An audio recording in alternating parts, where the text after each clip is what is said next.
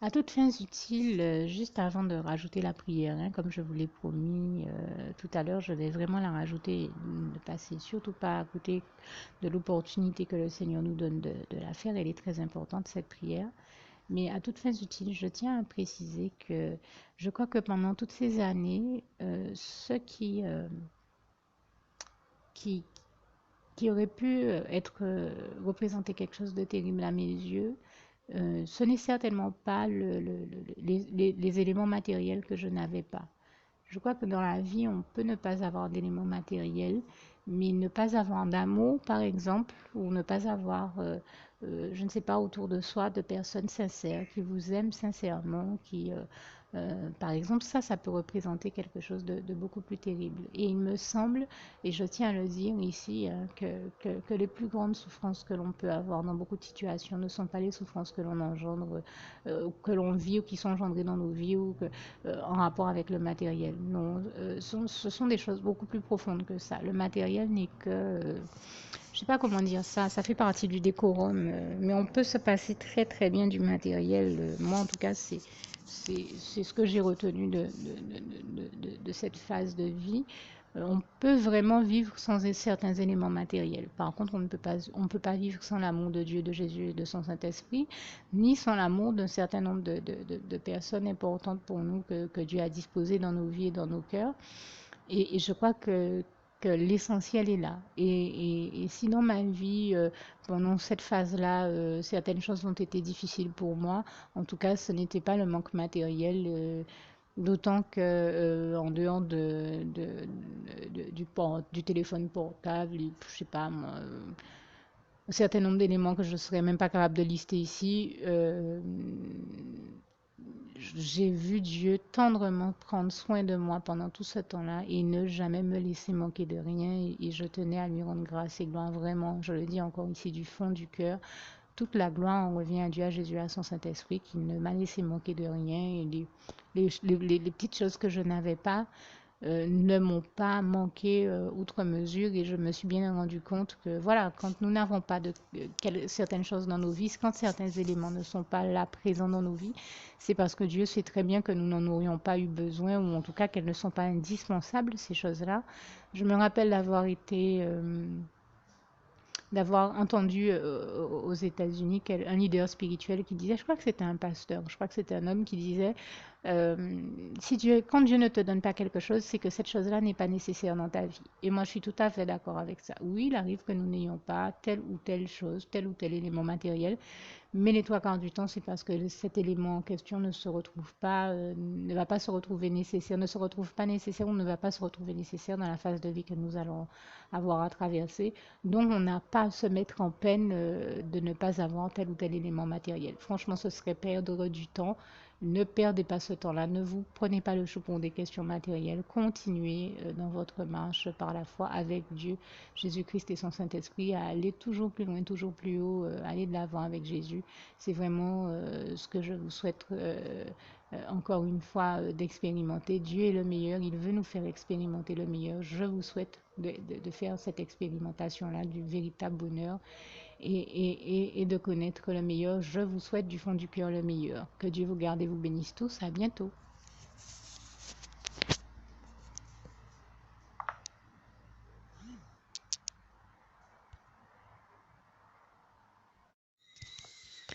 Bien, je tiens à préciser que par rapport au témoignage que je vous ai donné tout à l'heure, je vous disais que dans mon cas, il m'est arrivé de rester 4 ans sans un centime en poche, 4 ans sans téléphone portable, même 5, puisque c'était de 2010 à 2015. Et au moment où je vous parle, je n'ai toujours pas de téléphone portable. Dieu m'a béni il y a un peu moins de 15 jours d'une tablette tactile, mais avant, je n'avais ni tablette tactile ni téléphone portable. Donc, on va dire 2010 à 2015, ça fait bien 5 ans.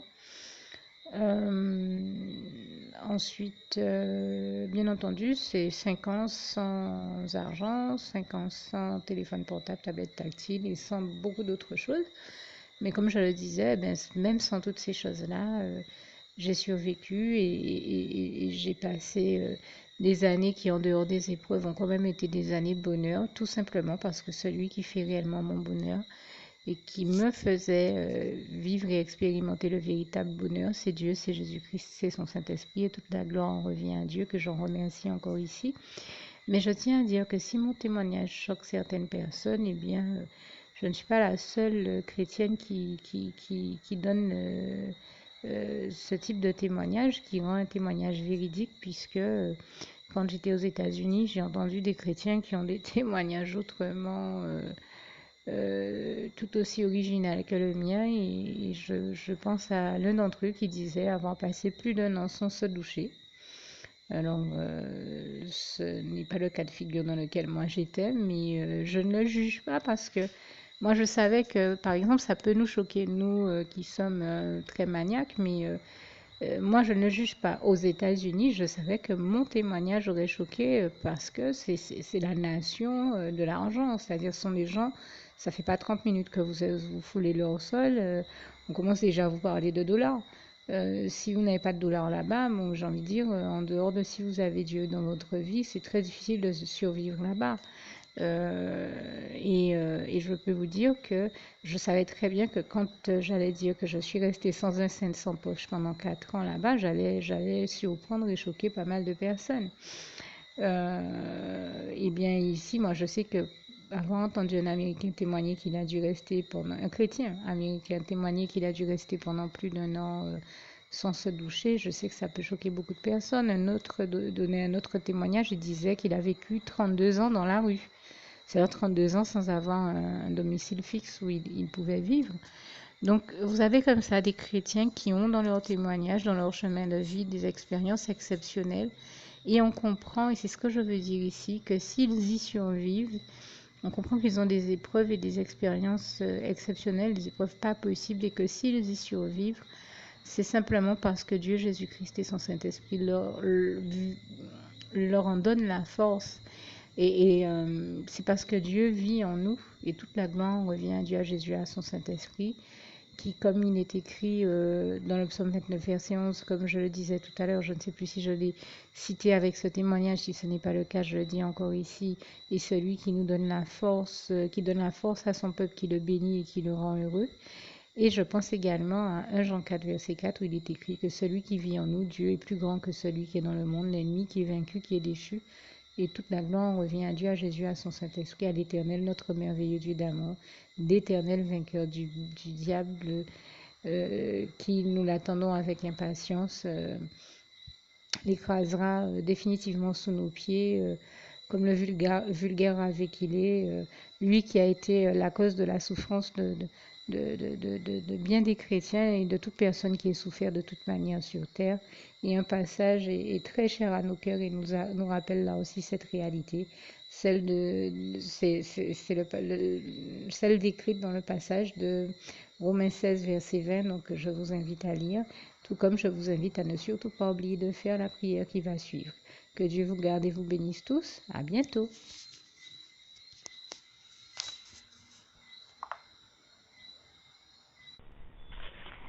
Juste une petite précision pour tous ceux qui ne sont pas encore, qui n'ont pas encore choisi la meilleure des options qui soit, qui est celle d'aller se placer, de faire le choix à soi-même, d'aller se placer dans les bras d'amour de Jésus-Christ, pour se mettre à l'abri de ce monde cruel. Eh bien, je partage avec vous la prière par le biais de laquelle on y accède.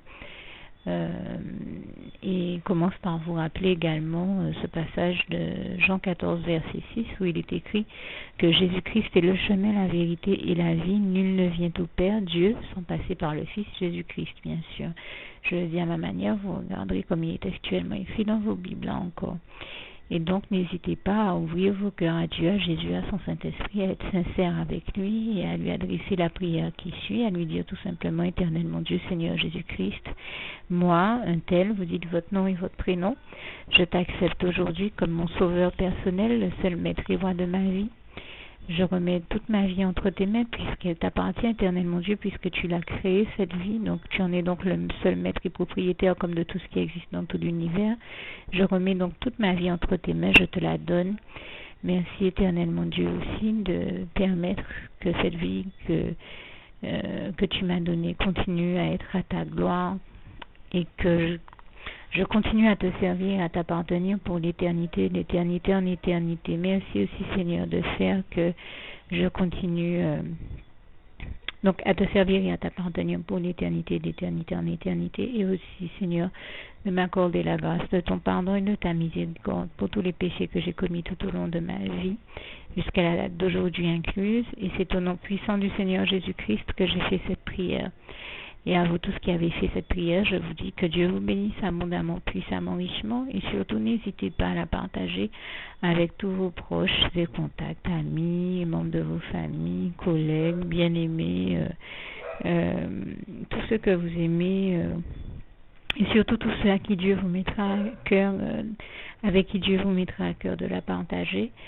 Et comme j'aime à le dire, si vous n'avez pas encore pris le temps de faire cette prière, comprenez bien que voilà, ça ne vous coûte rien de la faire, c'est gratuit, c'est indolore, et que voilà, vous n'êtes pas obligé de me croire, mais moi il m'est arrivé tout comme vous de devoir faire cette prière un jour dans ma vie, et quand on m'a proposé de la faire, je me suis dit, et si c'était vrai, et si c'était vraiment Dieu qui, par ce biais-là, m'appelait à lui et me demandait de lui donner ma vie, de l'accepter, c'était Jésus qui était en train de vraiment me tendre la main et qui était en train de me demander de l'accepter comme mon sauveur personnel, je ne pourrais pas passer à côté de l'occasion de lui dire oui, parce qu'il faut aussi que je reste ouvert ou ouverte à ce que Dieu peut avoir à me dire.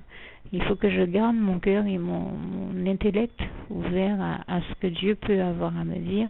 Donc je me suis dit, je ne peux pas courir le risque de passer à côté de mon éternité, de passer à côté des meilleures choses de la vie, surtout si le maître et créateur de la vie m'appelle et cherche à me sauver.